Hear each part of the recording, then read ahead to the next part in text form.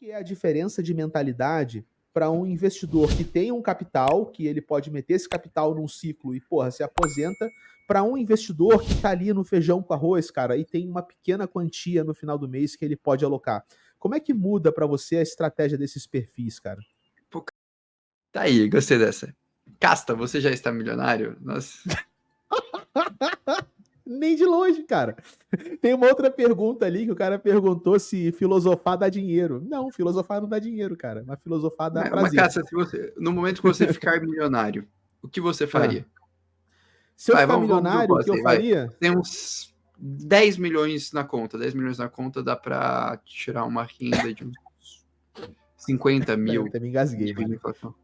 Você tem uns 10 milhões na conta, você tira ali uns 50 mil livre de inflação, aposentadoria. O que você faria, Casta? O que eu faria? Eu investiria na tecnofilosofia como movimento. Eu botaria esse dinheiro para transformar a tecnofilosofia num movimento internacional e formatar ela academicamente, levar ela para fóruns. Com certeza. A última coisa que eu faria seria comprar um Porsche. Ou uma Lamborghini, ou qualquer porra dessa, assim, sacou? Justo, justo, justo. Vamos lá? Sua vez, cara. Tem uma aqui que eu separei para você, peraí. Cara, aqui, ó. Uma pergunta para você, agora vamos falar um pouquinho de cripto, tá?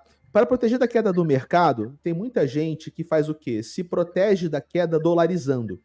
Eu queria que você falasse um pouquinho da sua visão, porque eu sei que você tem uma visão bem particular sobre o que é proteção e o que é caixa. Talvez valha você dar uma palhinha disso para a galera que enriquece aqui.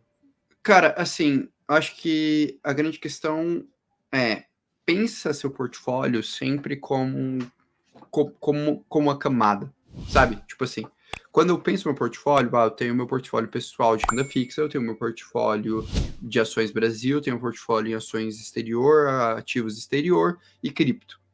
E eu tenho alocações que eu estou disposto a ter em cada um deles. Então, o dinheiro que eu tô para cripto, ele tá ali necessariamente para cripto. E eu vou manter ele sempre ali em cripto, independente das quedas do mercado. Quando vem as quedas do mercado, aquela porcentagem muda e eu vou realocar em cima do meu portfólio global para cripto, que na teoria eu tenho caixa.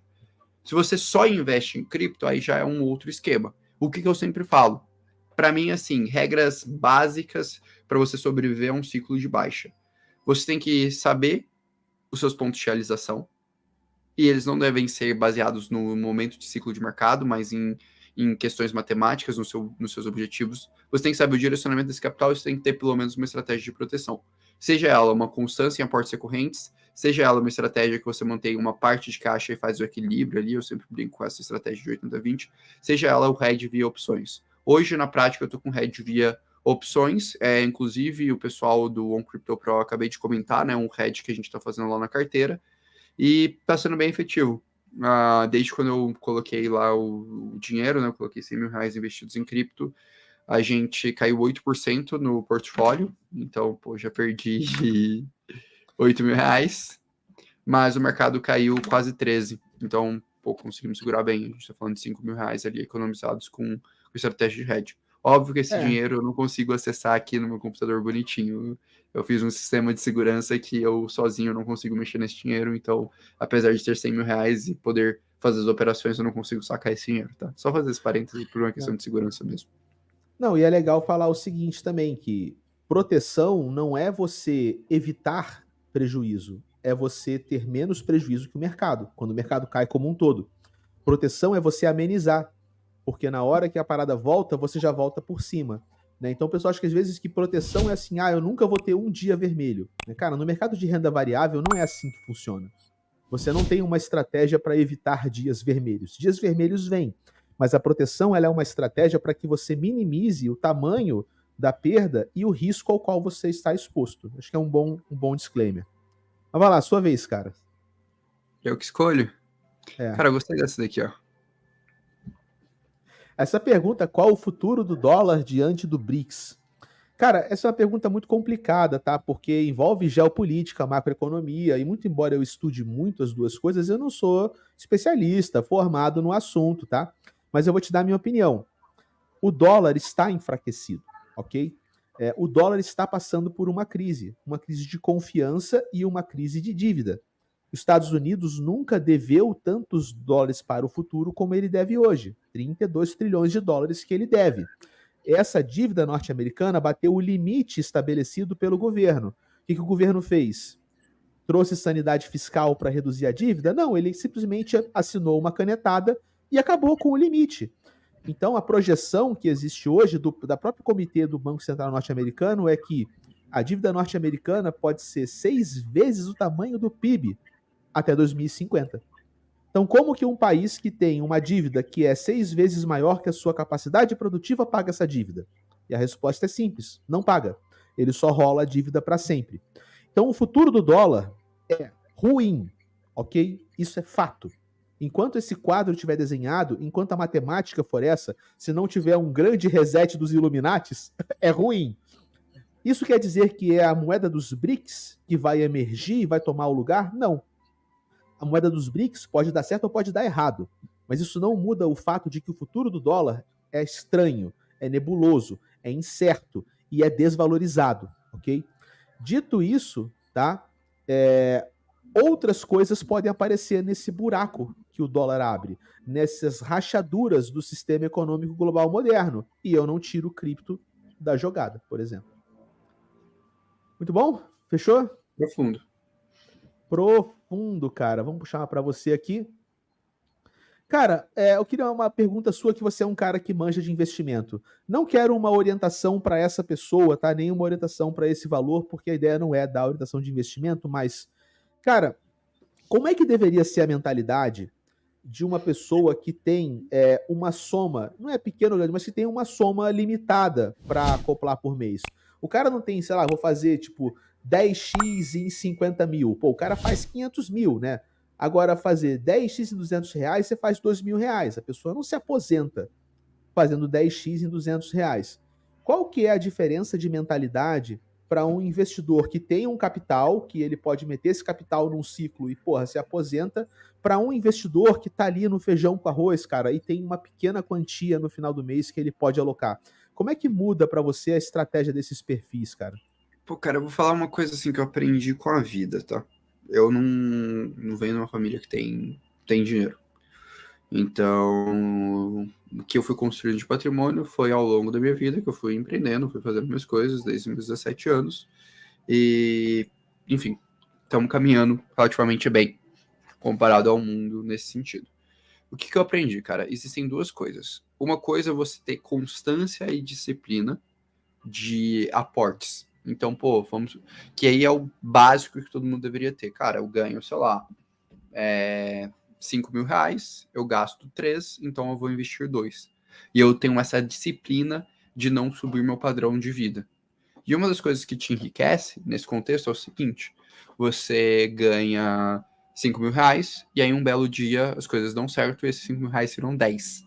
Você não subir seu padrão de vida e manter em 3, ou sei lá, subir de 3 para 4, 4 para 5, não subir de 3 para 7, 3 para 8, que é o comum das pessoas, você vai começando a ter uma desproporção, né? Então você começa a acumular muito, guardar muito mais dinheiro do que você recebe, você começa a acumular uma grande fatia do seu dinheiro. Então a primeira coisa que eu colocaria é essa questão da disciplina. Pô, beleza, cara, é viável eu aumentar minha renda recorrente mensal para eu ter esse patamar? Essa é a primeira coisa, dinâmica de acumulação. Segunda coisa, que aí é a outra ponta que faz as pessoas enriquecerem, de duas uma. Então ela aumenta muito a renda e mantém um custo baixo com aquela renda aumentada e começa a investir e mantém isso por uma certa recorrência. Segundo, são os eventos de liquidez. O que é o evento de liquidez? É quando você imputa muito esforço em algo que você está assumindo um risco considerável e em um dado momento aquilo ali dá certo e você coloca dinheiro no bolso. Então, por exemplo, eu criei uma empresa, desenvolvi uma empresa, me esforcei, e agora eu vendi a minha participação na empresa e ganhei dinheiro no bolso. Ou, por exemplo, coloquei um projeto, sei lá, de fechar um grande cliente, de um grande relatório, fiquei me esforçando até que esse momento apareceu para mim.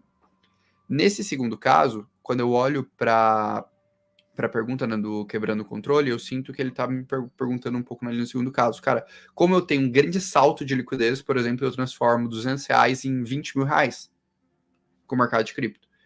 E aí eu vou te falar, você não vai transformar isso necessariamente investindo.